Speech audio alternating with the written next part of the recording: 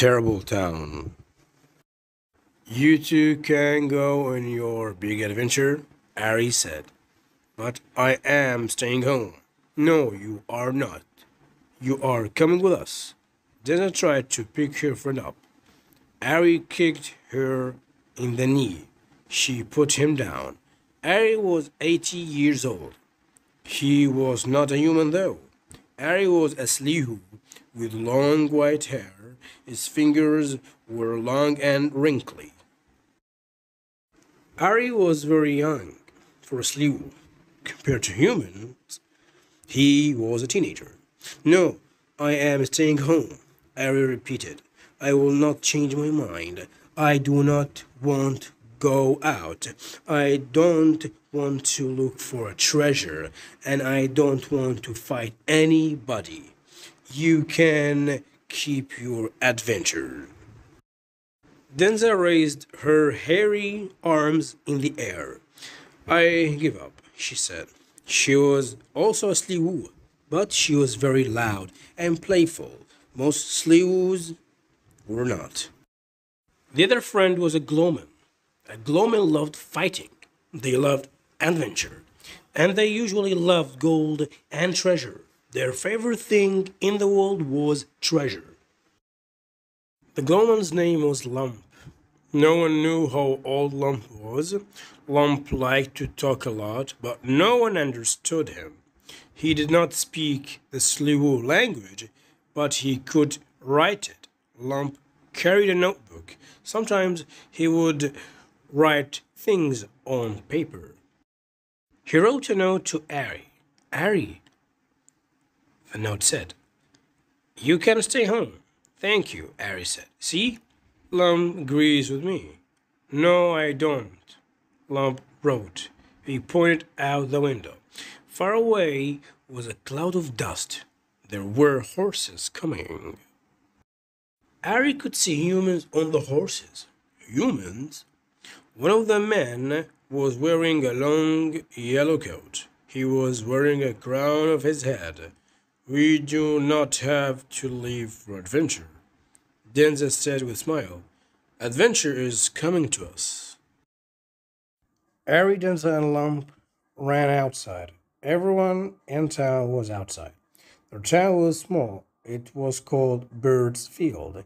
It was very quiet. Most of the people who lived in Bird's Field were Swallows, but there were a few Glowmen and a few other types of persons. All of them were standing in front of their homes. They were looking at the humans on horses. Visitors were rare. They never saw strangers, and these strangers were dressed very odd. The horses slowed down. The first horse was a large black mare. Its rider was the tall man in the yellow coat. There was a crown on his head. He looked like a tired king. He touched his horse's back, and the horse stood still. The rider climbed down. He looked like the leader of the other men. Does anyone here know who I am? He asked in English. The other horse riders stayed on their horses. There were 8 in total, including the leader. Why don't you just tell us? Asked a small slew. It was Peter, the baker. Peter, like most slews, remembered the old English language. We don't like mysteries here, human. Denzel walked forward. Are you a king from East? She asked. What do you think? I am a king. She pointed to his crown. The tall man in yellow took the crown off his head. Perhaps I stole this, he said. He had a long red beard and bright blue eyes. Lump was impressed with the crown. It was made of gold and it must be heavy and worth a lot of money. If you stole it, said Peter, then go give it back. We don't like thieves here. What do you like? The man asked. Do you like anything?